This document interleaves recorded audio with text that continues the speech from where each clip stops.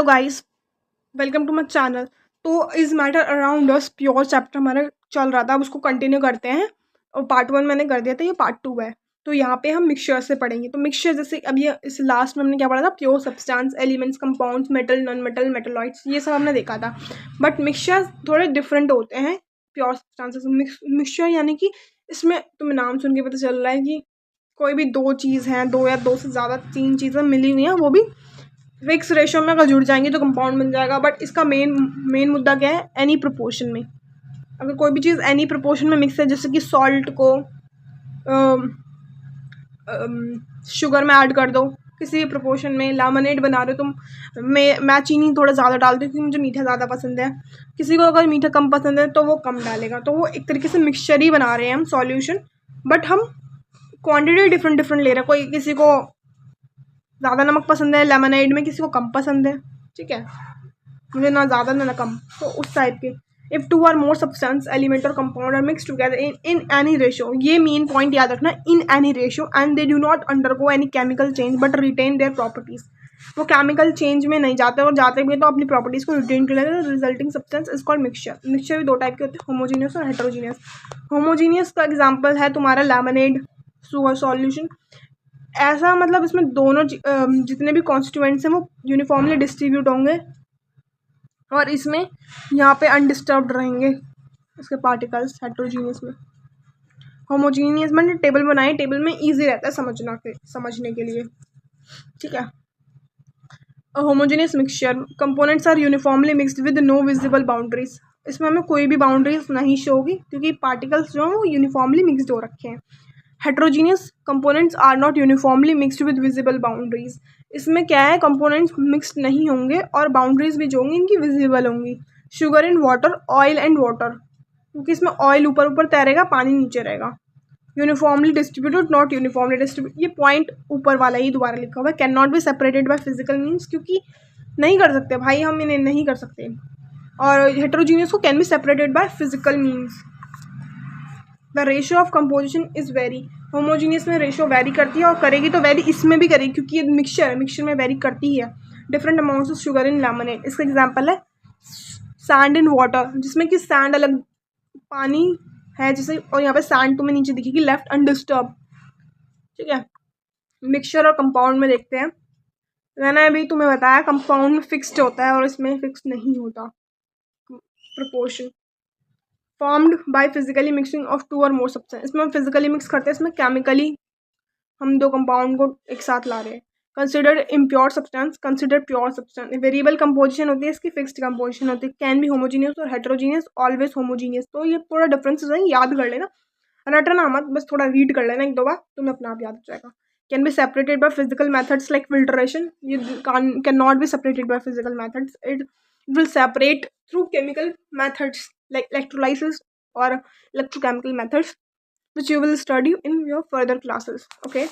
Constituent retain their individual properties, और इसमें retain नहीं कर सकते। Constituent lose their individual property, the compound has unique properties. Constituents से अलग ही properties, मैंने तुम्हें बताया था हाइड्रोजन भी फ्लेमेबल गैस है, और ऑक्सीजन भी आग लगाने का काम करती है।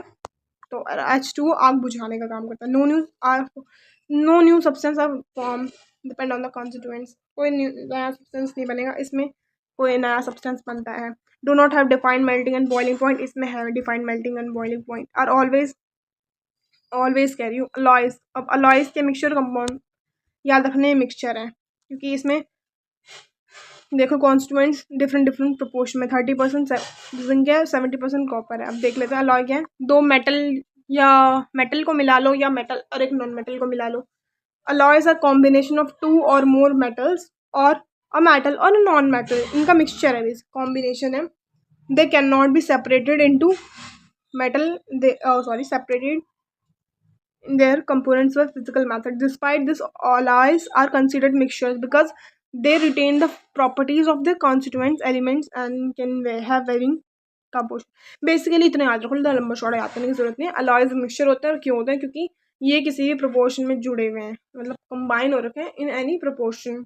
Like you can give example of brass which has 30% zinc and 70% copper. So you can see the ratio is different, their composition, the proportion is different, of constituents. So that's why this is called mixture. Mixture are of two type, which I tell you, homogeneous and heterogeneous. Homogeneous के अंदर कौन सा चीज़ आती है, solution, और heterogeneous के अंदर collides और suspension. And now you can study solution. Solution, what is solution? The particles are very small, less than 1 nanometer. solution के अंदर पहली बात तो सॉल्यूट होता है, सॉल्वेंट होता है. तो सॉल्यूट और सॉल्वेंट होता है, और इसके पार्टिकल्स कितना होता है, less than 1 nanometer. Nanometer is इनकी पावर -9 मीटर. ओके. ट्रांसपेरेंट होता है, particles can not be separated by filtration, does not shatter the beam of light, यानी कि टिंडल इफेक्ट शो नहीं करता. टिंडल इफेक्ट क्या आगे पढ़ेंगे. सॉल्ट एंड वाटर सॉल्यूशन है. कोलाइड्स, इसमें पार्टिकल्स क्या होते हैं, ranging from 1 to 100 nanometre. Okay, मतलब सॉल्यूशन से बड़े पार्टिकल्स होते हैं कोलाइड्स के, बट सस्पेंशन से छोटे होते हैं. Translucent particles can not be separated by filtration, shatters the beam of light, यानी कि टिंडल इफेक्ट शो करता है. Milk, blood are example of colloids, colloidal solution. Suspension क्या होता है, सस्पेंशन में particles are quite large, which we can see through our naked eyes. Particles are larger than 100 nanometer. Opaque particles can be separated by filtration. Scatters light significantly. कभी कर दिया कभी नहीं कर दिया, ऐसा हो. Sand and water mostly नहीं करता. Solution. Solution is a homogeneous mixture of two or more substances. Example, sugar solution, salt solution, soft drinks, tea, coffee, etc.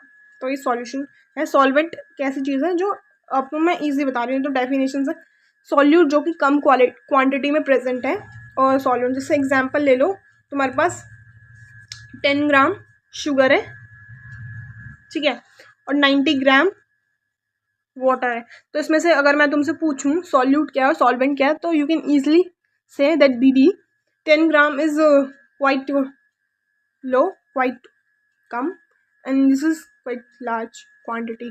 तो 90 ग्राम ज़्यादा है, तो दिस इज सॉल्वेंट, और 10 ग्राम कम है, it means it is solute.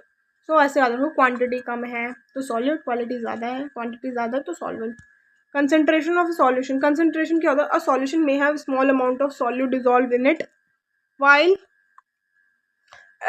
may have large amount of solute. मतलब basically concentration क्या है, the amount of solute present in a given solution. तो उसे कंसनट्रेशन के आगे चल के टर्म आगे सॉल्यूबिलिटी, उसमें होता है maximum amount of solute can be dissolve in a solution. But इसमें मैक्सिमम कुछ नहीं है. कंसनट्रेशन कितना सॉल्यूट डाला है, जैसे मैंने 10 ग्राम सॉल्यूट डाल दिया 90 ग्राम वाटर में, तो वही कंसनट्रेशन है. कंसनट्रेशन कुछ फॉर्मूले लिखे, मास बाय मास परसेंटेज, यानी कि mass of solute divided mass of solution multiplied by 100. mass by volume, mass of solute, volume of solution multiplied by 100. इसमें भी ऐसी है. अब सॉल्युबिलिटी से मैं नेक्स्ट पार्ट में पढ़ाऊंगी. ओके, बाय बाय, मिलेंगे नेक्स्ट वीडियो में.